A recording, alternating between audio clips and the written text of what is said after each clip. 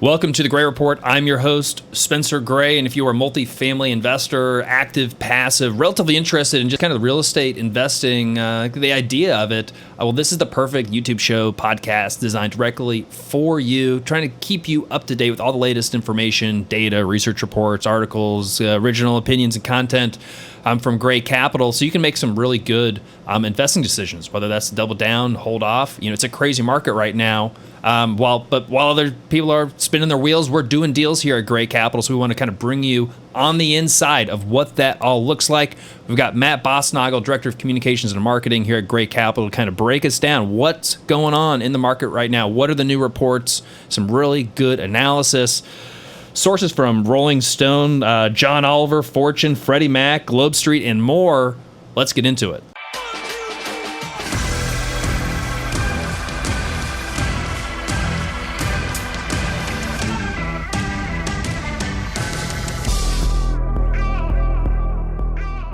All right, welcome back to the Gray Report. Again, joined by Matt Bosnagel. Matt, how is your week going? It's going pretty well, actually. We're at the culmination of a lot of different things, and I'd love to hear a little bit more from your side. I think that we're getting ready to close on a really big deal, and yeah, I'd just love to hear a little bit of the story of it. Let's see where we're at. Checking the email. As anyone who's been involved in these types of large transactions, there's so much movement on the day before close, leading up to close, and especially the day of close. So many things are moving around. Mm-hmm. It takes a large team, not only our team here at Gray Capital, our legal team, the title company, the lender, insurance. The broker. It's a big team, and in this case, we've got a joint venture partner that's also playing a big role as well. Mm-hmm. So it's a lot of cats to herd to move to the right direction. Yeah. And as you know, Matt, this isn't the easiest environment to do deals in and transact. And so this one, we had to thread the needle a couple of different times. Mm-hmm. It was getting a little spooky there as interest rates were rising. Yeah, it's a good reminder that this is work. Yeah, to do it. It's not just you call people and like, yeah, I'll do it, and then you get them to sign. It's like, no, you've got to actually do some work and prepare some things. Yeah, there's a lot of work. More so, it seems like with this deal than ever before. We've had to really to really negotiate, I think, and to figure out what kind of things that we could contribute and in order to get the contributions from other people. Well, we put the project under contract, under LOI back in early March, I'd say, and so the world has changed quite a bit from early March to today. Yeah. And the biggest one is interest rates moving, and we saw huge swings in interest rates. Not only the 10-year Treasury, this is a fixed rate loan, which is that's indexed to the 10-year Treasury, but also kind of the floating rate loans that are based on SOFR, which are more closely tied to the Fed funds rate. And that really kind of limited options, not only in terms of what the interest rate would be, what kind of loan that we felt comfortable with, because we didn't really feel comfortable with a lot of short-term floating rate debt right now. Yeah. Not because we didn't want to have to be in a bad position in 2 years, having to refinance at a much higher interest rate, and maybe not be able to pull cash out, not knowing where values are going to be. We'd much rather set it up for a longer duration to really remove interest rate risk and kind of timing risk, and with a longer time horizon, we can really increase our chance of success rather than we got to get it figured out in 2 years or we can be in a bad spot.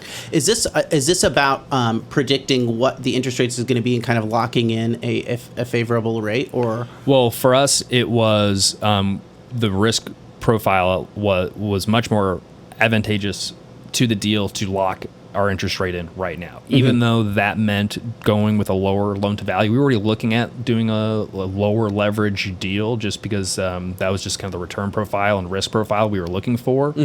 I think the loan to value, it's sub 70, kind of in between the 65, I think right around 65% loan to value. Okay. A lot of apartment deals, I would say many, especially kind of in the syndication world, are kind of 75 to 80% loan to value. Yeah. That means a lot more money that you have to bring to the table, especially on a large deal. We're talking, we can't give the exact purchase price, but it's north of 50 million, under 100 million, kind of right there in the middle. So we had to bring around $30 million in equity to get the deal done. So wait, the usual ratio is 80-20, you said? Well, no, it's 75% loan to value. Okay. I would say is most typical. Some groups go up to 80. Some, it's really 65 to 85. Is And kind we of had to usual. move from that. Typically, we're looking at around 70 to 75. Okay. But this is closer to 65. Okay, yeah. Yeah.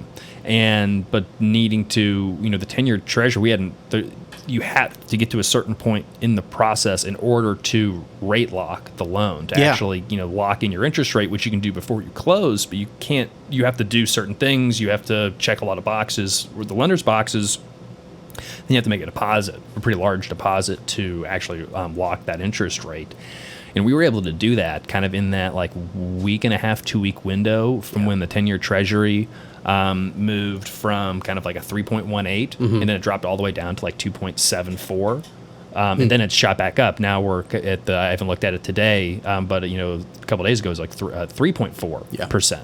And so again, our loan is based on the 10-year treasury rate when we rate lock plus a spread, which is essentially like the lender's profit. Yeah.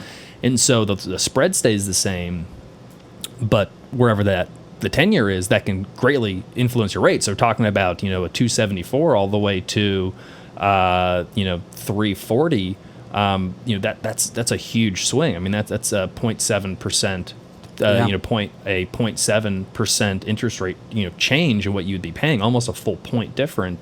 Compared to between those two. So we were able to lock in at a really good, favorable rate, lower than what we thought we were going to be able to at one point.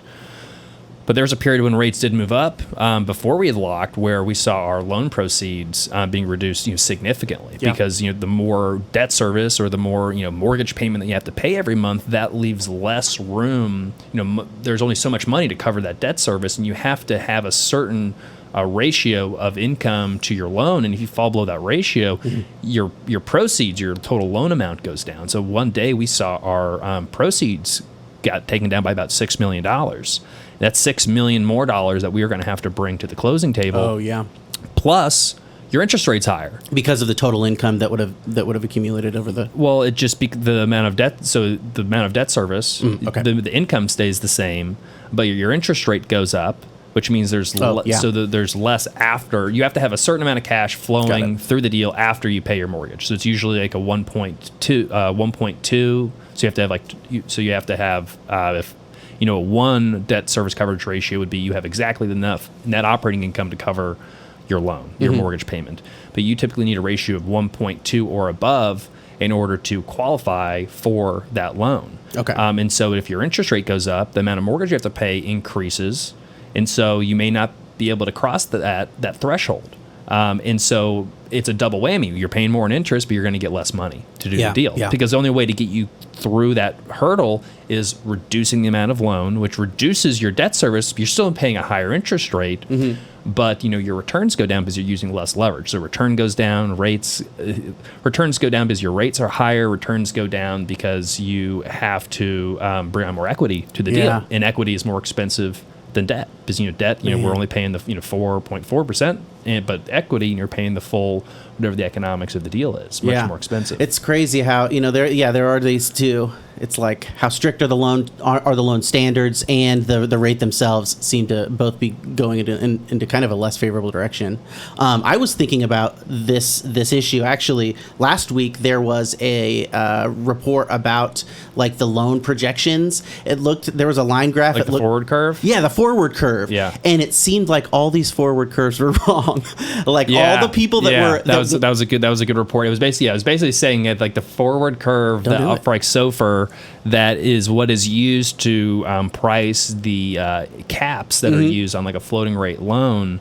There's a good track record of those forward curves just being wrong. Yeah. It was like people were forward curving at the top of the rates and just continuing on. It's assuming whatever kind of the recent pass is going to always continue, and things change. And now I think the forward curve right now today is showing that SOFR, Fed funds rate and SOFR could be up in the 4% range. So again, if you were on one of the a bridge loan, that the SOFR was at 0.05% a couple months ago, and so you were just paying your spread, which call it 300 basis points or 3%. So you're basically paying like 3%. Like that's a pretty good deal. But if you have a 300 basis point spread and SOFR goes to 4%, pretty simple math, you're paying 7%. Yeah. Wow. And not many operators, I think, were underwriting. They may be paying 7%. Now, that's the forward curve. To your point, is usually wrong. But hearing J-Pal from the Fed speak, that's kind of where they're targeting as they continue to bump the Fed funds rates. 50 basis points or 75, whatever they decide they're going to continue doing. Yeah. They're going to keep going to that kind of 4% unless they break the economy before then. Yeah. Which is the plan. It is the plan. Oh man, but that's they're like, we can't control supply.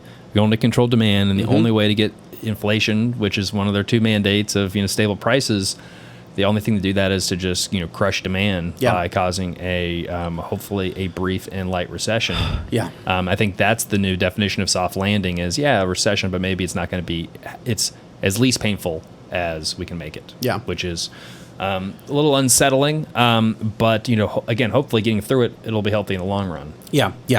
I think so too, and I keep thinking about alternatives, and I think that we're in a good space. Housing in general. The existing assets. I mean, we're still seeing, as we report on every week. I mean, the fundamentals for multifamily are still very strong. I think I can see just this again. It's the psychology of people. They won't be able to pay, even if they can pay a little bit more. They will flat out refuse. Because I keep just hearing anecdotally from people now. Like my rent just went up by $1,000. Someone from Chicago, my rent just went up by $1,000. People are talking about it. And then it just puts a freeze on other spending. I mean, I was going to go on a 30th birthday trip still am to Vegas with my sister-in-law, and she had a bunch of friends that they were like, we'll be there. We're coming. Like, we will absolutely be there. Let's help figure out all the details. And then all of a sudden, like yesterday, they're like, all three of them were like, it's just too expensive. I'm like paying for, in their case, they were like, I'm paying for my two weddings or my vacation wedding. And if I can't afford to go on the trip, I'm like, well, okay, well, that's maybe a you problem. But it's a psychology of like, we have to watch our wallets right now. My rent just went up. I could have done it, but my rent just went up. 5 other things went up. I don't know if I'm going to have a job. There's just a lot of uncertainty, and the price increases is catching up, and people are really starting to feel it. And so again, of how much, incomes are also going up, as we'll look at in a little bit, but it doesn't, you feel the prices go up more than you feel your income go up. I agree. So it comes back to the psychology of it all. And that's a bigger driver, as we've talked about multiple times in the show, of inflation. Psychology is much stronger than anything, and leading to a recession, it's people's behavior. They may be fine, they may have a job, they may have income, but it's that idea of, hey, I think we should be taking some steps to not spend as much right now. An extreme example, I saw someone on the internet who they had sold their home, and they were prepping for the apocalypse, but it wasn't like a true prepper for the apocalypse. It was literally we're just getting ready for the recession, so we're selling all of our car, we're all going to cash. It was really extreme. Oh man, well, you can't buy peanut butter. That used to be a big prepper solution. Now there's a little bit of a peanut butter shortage too. Man. So. Oh man. Okay, well, let's get into these articles. We got one from the Rolling Stone. We don't always feature Rolling Stone, but they've got some good journalism every now and then. Even though I think that this one's maybe a little more emotional than anything, Matt. But bring us in, Rolling Stone. This is basically kind of off a John Oliver Last Week Tonight bit. Of sorts, but what's John Oliver getting at here, so Matt? We'll get into John Oliver. He seems like he thinks like he knows a lot about a lot. You know what? I will say I liked the John Oliver video more than the Rolling Stone article, but I think both of them are in the same ballpark. Before I get into this article, I do want to note the context of this discussion. We're at such a weird and interesting time in the economy and in the housing market, where you're reading articles about a housing bubble along alongside articles about how rents are obscenely high. It's Yeah. it's almost like it's either housing prices are at infinity or they're at negative infinity. There's no real zero. There's no real zero. There's no Yeah. zero growth. Yeah. So the quote, "The rent is too damn high," from the headline is a reference to outsider political candidate Jimmy McMillan, also known as the "rent is too damn high" guy, who reached peak exposure about a decade ago. That's important contextual information that I think fits with the lane that Rolling Stone has paved for itself. Maybe hip, maybe a little behind the times, maybe amusing. Maybe all three. But that's more or less why I picked this article. This publication really is not multifamily focused, and their readers are probably not checking up on rent reports week after week. But I think that this is a useful step outside of our multifamily bubble, and it can kind of and I think it's important to know what like public opinion's going to be, because they can have an effect on markets even if we they're were just wrong. talking about sentiment and psychology, and the fundamentals and the reality only matter as much. I mean, perception is reality, right? Yeah. So it's whatever the public is perceiving to be the situation is. I mean, that's a situation for Yeah. them. I mean, facts and data be damned. Yeah, and along those lines, this article does have a clear bias, and it wears Yeah. its influence on its sleeve, and I don't fault it for that either. We covered a libertarian opinion last week. This Rolling Stone article is little less confident in the free market ethos. Yeah. I think they go Yeah. on the other side. Surprise. But a quick summary of this article's take with a little bit of digressions, I guess, on each point. So one of the opening paragraphs here, it talks about how rents were already affordable before COVID. Oh, they were affordable. Interesting. This is not talking about free markets determining rents. They have a different idea of how rents are determined, and we'll we'll get into that. Yeah, okay. It is a very big question mark that I have directed to you later in in this. The rule of thumb is that rent should not exceed 30% of income. As Rolling Stone puts it, though, for years in cities all over the country, the average percent of income devoted for rent has been higher than that. This isn't so much wrong as it is misleading. What is meant by in cities all over the country? Does this mean that all cities all over the country have rent-to-income ratios higher than 30%? Does it mean that most cities have rents this high? The real fact, however, and this is not, they don't really link their sources here, which is a little bit unfortunate, is that according to census data, more renters paid less than 30% of their income on rent than those who paid more than 30%. Now, just to play devil's advocate here, I can imagine someone saying, yeah, well, the article didn't say all renters. Yeah, but I think that if you're writing about cities all over the country, you're trying to convey the idea that this is happening to most people when it really is not. I'm not trying to downplay rental affordability, but it's just annoying to see this stuff so early in an article without cited sources. Let's concede the point. Yeah, rents are more expensive than they were, as you could say with the case of just about everything. I'm trying to think what's cheaper right now. What's Bitcoin today? Yeah. The crypto. I mean, what else is? Yeah, that's I'm missing very something, true. but, Especially and they will talk about rents exceeding inflation, but that is also a little bit of a slippery figure, because you need to balance renewal rents, the rents that most people are paying, versus the rents for new market apartments. I mean, rents do typically outpace inflation, but there's a difference between what effective rent, paid rent, and headline market rent. So that's I think that is a pretty clear assessment of what we're going at, and it is something that people are noticing. Again, this is the mainstream opinion, and it's going to only become more prominent, is that rents are increasing way faster than people's incomes. Next point that they have is that new apartments, and I think this is equally interesting actually, new apartments are often more expensive and not affordable. You've talked about that specifically, I remember. And while the U.S. has added 13 million rental units since 1990, the amount of very affordable units has gone down by 4 million. I think this is why in like my pie in the sky imagination, I expect to see some government involvement in affordable housing, because it's this clear bifurcation of the incentives to build new and to build old. And and it's not, we're not seeing as many affordable houses coming up. Now I'll get in a second to there's specific incentives that the government does provide, but you'd like to see more affordable housing, because that's where the real hurt is. The rents have not gone up as quickly in Class C. And it's not because landlords are suddenly nicer. It's just because of the market has not been able to support that. Yeah. And so, I just think that is a cohort, or that is a group of people that is hurting a little bit more, definitely more maybe than the people that live in lifestyle apartments, Class B or Class A. Now, so and Matt, tell me if this is the wrong time, but to pull up this graph, because there was the right just time. today, because Matt's like, hey, this is a good article I think we should talk about today. And around the exact same time, I saw a really interesting graph from RealPage looking at, it's pretty counter to what I think a lot of people believe in this article, and it's looking at apartment renter incomes. Well, here's the title: Apartment renter incomes soar alongside rents, ...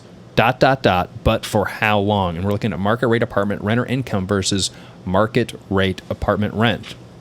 Yeah, so you can see there clearly in this graph how effective asking rent, which is that market rent, right? The market rent for new apartments, if you were going to go into a new apartment, it is, it's bounced around relative to renter household income, but it is about raising at about the same rate. And in-place rent, which I mentioned before, how it's a little bit of a little bit lagging. It definitely does not have the growth. It is below. Yeah, pretty significantly below. Where the increases right now of rents and incomes are hovering a little over 20%. The in-place rent is just hovering a little bit over 10% of growth. Indexed to January 2020 through May 2022. So there's a lot of people who are paying much less than what wages have risen, because a lot of renewals, people aren't bumping up renewals that much. A lot of management companies just have been either slow to it's outside of kind of just common practice to do big increases on renewals, because you usually use your renewals to maintain occupancy. Typically, on average, there's a 50% turnover from people renewing and staying versus new leases signed just on a given year. That was kind of the industry average. Now we've seen reports that's moved up to 60%, because people are, if they move, they're going to be paying higher rent. They'd rather stay at the lower price point to sort of have it locked in. And then management companies just haven't taken those renewals as far as they probably could have, keeping rents relatively lower. I would say that's the counterpoint to John Oliver in the Rolling Stone piece of landlords just aren't nice. Well, if they weren't nice, if landlords really weren't nice, they would just raise rents full boat, full market to everyone, all of their existing residents. And there's landlords that are doing that, but they would be in the minority. What typically happens is, a unit goes vacant, no one's living there. Yeah. Someone moves out. You go to lease it up. You have to set a price. Well, you can just do it arbitrarily for what it used to rent for, or you can look around at the market of what is everyone else charging. Yeah. That's a kind of a pretty basic market function of seeing where the market is. Yeah, this is it is thinking about the market versus thinking about the kind of individuals and thinking about one slice and kind of ignoring all the players, because there are, and I want to get into this too, there are potential renters, there are existing renters, and there are landlords. There are the people, so the balance of all of those, that's what you kind of have to consider when you're thinking about what is raising prices and what the psychology is, what are the real motivating factors between that are making prices go up.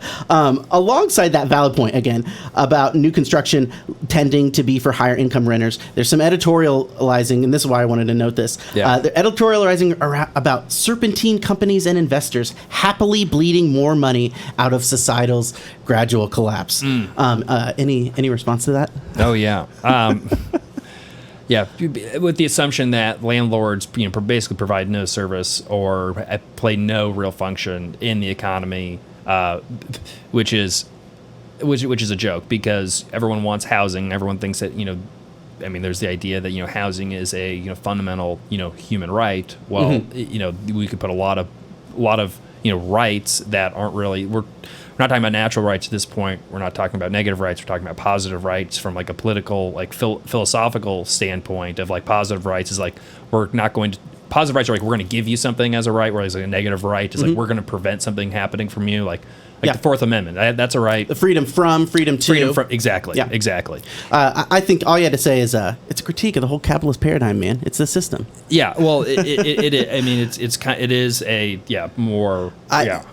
So this is and John Orwell does the same thing. It imagines a complete revolution almost in terms of like where value is and what assets are worth and what the function of the economy, and it is dreaming of a future that would be incredibly difficult to actually realize. So look at the real estate talk about investors taking away the American dream because Blackstone or BlackRock is coming in and buying all these single family homes and turning them to rentals. Well, I mean, in Europe, where all this kind of more socialist ideas have taken a foothold, I mean, the real estate is crazy. The pricing is there. I mean, you talk about low cap rates. I mean, the idea of ownership, there is like no idea of like home ownership in that part of the world because it's become more of a right, and that means the government's going to run it and provide you these services or this housing. Yeah, and that really takes it away from the individual to have any type of ownership. And I think that's much more unfortunate than what's going on in the United States, where I would absolutely admit it's messier. Like freedom isn't, people say, freedom isn't free so we can go, fight a war. No, freedom isn't free because freedom's messy and it can be dangerous. Yeah. We have guns in our society. That makes it more dangerous, slightly more free. And it's that balance of, freedom and security. And, I think Ben Franklin had a quote that, those who trade that security, that liberty for freedom, they deserve neither. Yeah. And I think that's extreme, but I think there's some truth in it. And it's not a right or left issue. I can make the same argument for immigration. And like, if you're in a free society, that means you got to let people come here. And as anybody who wants to come here, you just let them come. And does that make a more dangerous society? I don't think inherently, but it could. But if you want a free society, those are some of the things that you have to accept. And if you in a free society in terms of economics and the freedom of our wallet and our pocketbook and our in our bank accounts. Yeah, that might be more messy also, but at the end of the day, it's going to create a more efficient system in a freer system, not necessarily always like the fairest system, though, but it's going to create the most opportunity for the most amount of people. And I think that, even though I was trying to gesture towards like this, maybe they're looking for some kind of socialist revolution or something, but I do think that there is room for them to achieve, what they want. There's room to move a little bit towards the actions that they would suggest towards treating housing as a human right. And John Orwell said specifically, we could increase the amount the government spends on affordable housing, and we could provide more support to developers. I think that a lot of the most compelling solutions to me are the ones that increase supply, and the ones that are kind of like Band-Aids, and they talk a lot about housing vouchers and rent control and rent stabilization. Those don't make as much sense to me. Because that reduces investment, reduces supply versus, allowing for the construction and incentivizing the building of, affordable housing, which is, I think is probably the best solution that we have. I mean, it still interferes in the markets to a degree, but, there's like, people do need a place to live, and you can do it in a way that doesn't completely wreck the market. And incentives, I think, work a lot better than limiting investment. Yeah. So with that kind of in mind, and I'm getting into the actual Last Week Tonight video.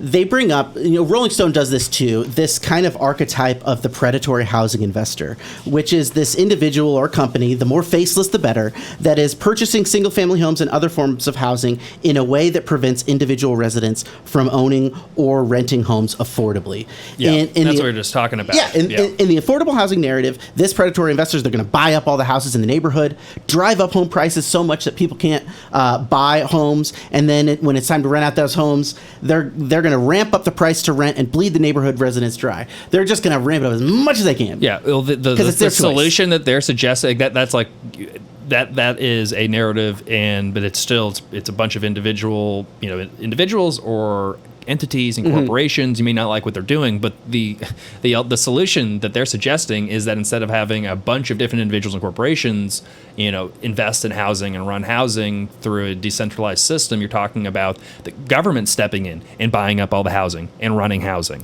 and providing that housing.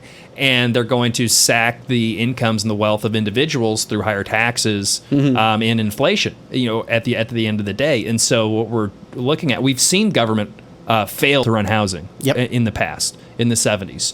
And so we've tried this, and in an environment where society was much more open to kind of left-leaning ideas, and we made the conclusion after a pretty long experiment that it just didn't work. I mean, go to the projects in many of the major cities and see how they're crumbling. Look at the rental market in New York City or Los Angeles, and a lot of these markets that have have rent control or rent stabilization. Hasn't helped the problem whatsoever. And so what their solution is a form of the same critique on the private market system, but they just want the government to come in and being one large entity. I don't see how the government is any different from just one large corporation, except except with a corporation, I can decide maybe to work with another group, or I can rent from another corporation or another individual. You're stuck with the government.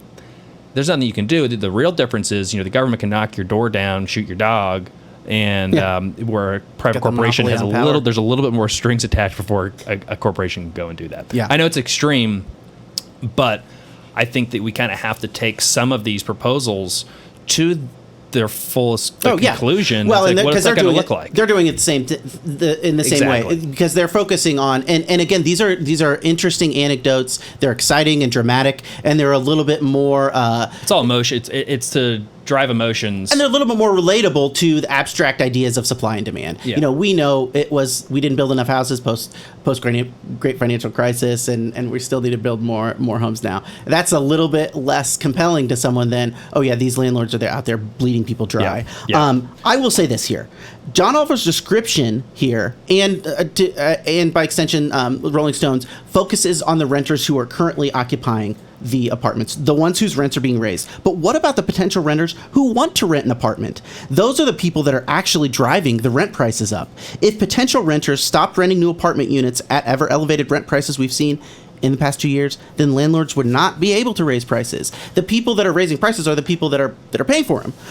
It's also worth noting that these new renters, the ones that are able to afford the apartments at their elevated rents, are treated almost like accomplices to the crime of high rents in John Oliver's account. There are these fat cats that are moving in and driving prices up. I guess they can afford a gentle ribbing from last week tonight in John Oliver if they can afford rents, but I don't think that it's necessary. It's a whole piece of the pie. It's the way that the whole system is working. So it's just scapegoating. I think that putting a Band-Aid on it is not as much of a solution as things that actually address supply. Well, let's move on and look at this Fortune article about how the Fed is planning to reset the housing market, because I think that's along a similar vein, not the exact same, but the Fed plans to reset the housing market, raising the likelihood of falling home prices. I like this article because it is one of the clearest ways that I understand the raised interest rates.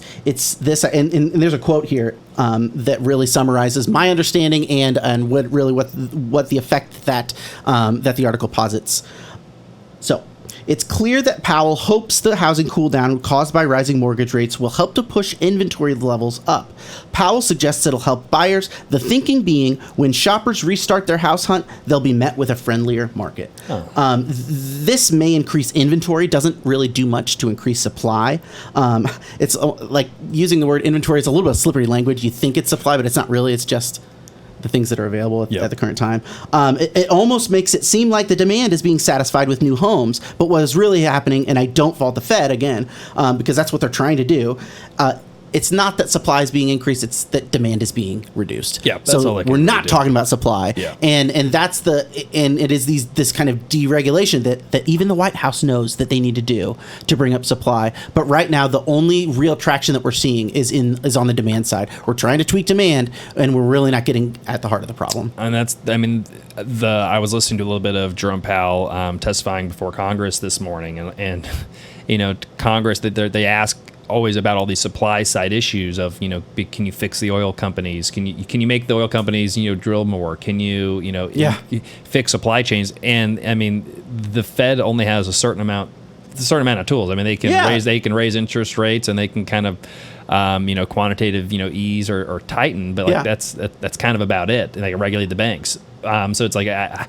no, I can't make OPEC produce more. I certainly can't make the U.S. oil producers produce more. And even if I did, you still have OPEC, and so there's a lot of the Federal Reserve can't create new housing like that, but they can raise interest rates and bring home buyers out of the market, and therefore possibly reduce the prices of single family homes, at least to a degree, or at least moderate. I think the key is, and we're seeing a lot of this, is moderate the growth, because the growth was becoming unsustainable. I'd say that on the single family home side, the multifamily side, the rent side, we're growing too quick. It's just like, let's slow down. We've had a decade worth of growth. We don't need another. Let's just kind of get back to normal. That's the goal. I don't think it's like, let's really reduce and crush home prices. And if there was a dip of 5%, everyone's going to be just fine, and but I don't know if that many people will actually be able to still buy homes, because of the interest rates are going to have to come down for people to really be able to get in there to qualify, because again, they've got the same debt to income restrictions and what they can qualify for based on the interest rate. So it's going to be difficult to buy a home for a lot of people. And if you're talking about how effective these things are, it really seems like it is having a big impact, or it's having a measurable impact, because there's a map here that shows how much inventory has been reduced or increased. So this map shows that between March 26, 2022 and May 7th, 2022, which is still in the past, but it was after the initial increase in interest rates, inventory did change. Some places are up a whole lot. A wide swath of the country is experiencing greater inventory levels. Again, this is not new supply, but there are more houses available for buyers some of that it's may new want supply, to buy. But a lot of it, I think it's fascinating. So this is really saying that inventory has really increased. There's another article that came out, we'll have to find, talking about how inventory has actually decreased a little bit as well. And a couple weeks ago, median or a home month, prices are up. Yeah, 400 million. a few months ago, I was reading articles about how pending home sales were down and how people are holding off selling. So I am a little bit confused with that. Maybe it has changed since May 7th, but the pending home sales going down, that does seem to. Well, we'll circle back up on this and give you some conclusions. All I know is there was another chart, and it's not worth going back and look at, but prices are still elevated. So that hasn't happened yet. Yeah. Prices are up and interest rates are up. Payments are way up. Okay, Freddie Mac housing sentiment Q2 2022. Man, Freddie Mac, they can be a little conservative sometimes, which is understandable. But let's look at this. Confidence in the housing market. Not very confident. Yeah, I almost expected it to be a little lower than it is. It's hovering about a little bit above 50%. 51% are confident that the housing market will remain strong over the next year, which is down 7 percentage points from last quarter, and definitely down from the average of 59%. I think the lower housing sentiment makes sense. This is what the Fed is trying to do. It's like, if anything, this is the pat on the back that they should get. I keep reading things here that seem to imply that we're getting ready to see housing demand cooling off as a result of high prices. So what really is the worst case scenario for housing here?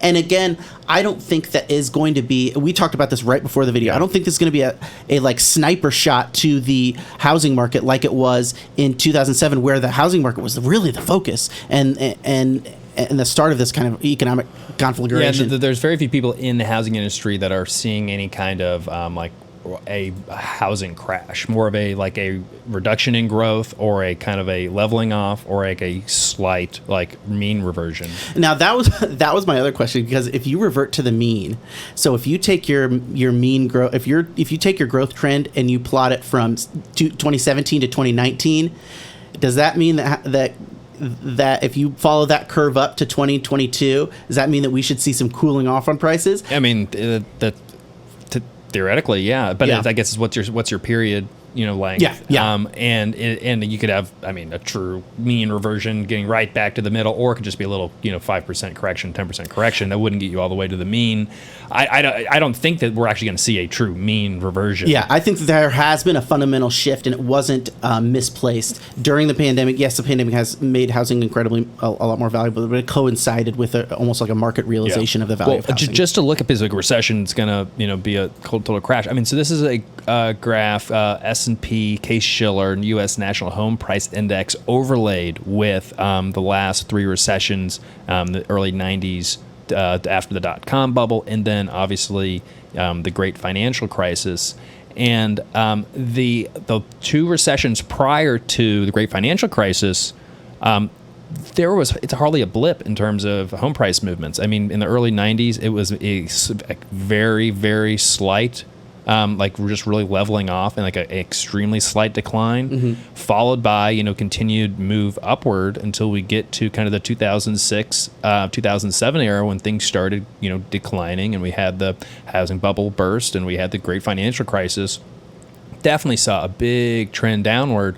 But again, that time period is really the anomaly. And this was a financial crisis, but led by a housing crisis, led by all the subprime lending and the mortgage-backed CDOs, mortgage-backed securities, the whole house of cards that was built up. Not that there isn't a potential house of cards that's been kind of restacked, and that this level of growth seems, this exponential growth is pretty scary, and you'd want to see some kind of correction after this. But to say recession equals housing crash or even housing decline, evidence of the last 20-some years would prove otherwise. Yeah, that's a very good point. Yeah, that's a very reassuring graph for sure. A recession doesn't necessarily mean decline in housing whatsoever. Yeah. Still challenges. It's still not a good time for anybody.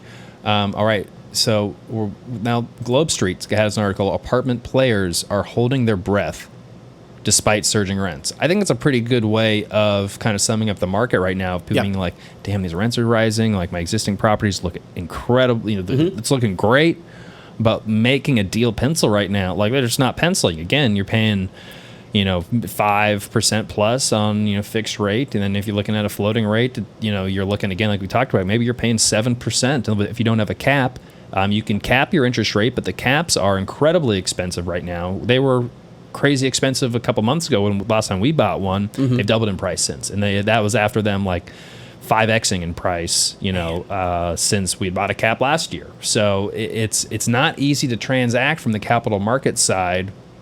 People are still doing it. Again, we just were closing on a deal today, checking my email.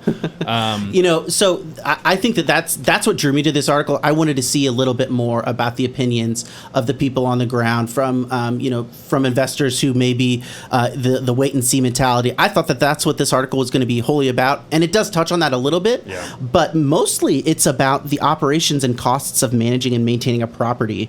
And I think this is an incredibly apt reminder of the state of the multifamily industry at this time.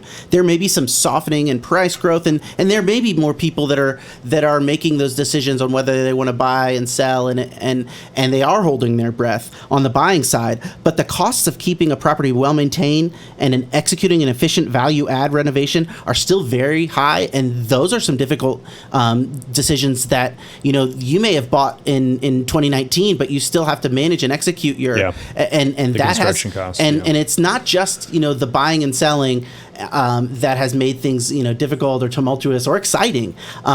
There's plenty of exciting challenges when after you own the property. That's really it's hard not to emphasize the fact it's just the beginning of a journey. It's the end of the negotiating journey, and that's really nice to have something that's certain. But there are a little bit more uncertainties when it comes to exexecuting now. Than there used to be. The rubber meets the road when you actually close on the deal. Getting the deal done is a ton of work, and it can be a big challenge. Some are smoother than others, but then you got to execute. And construction costs are certainly up.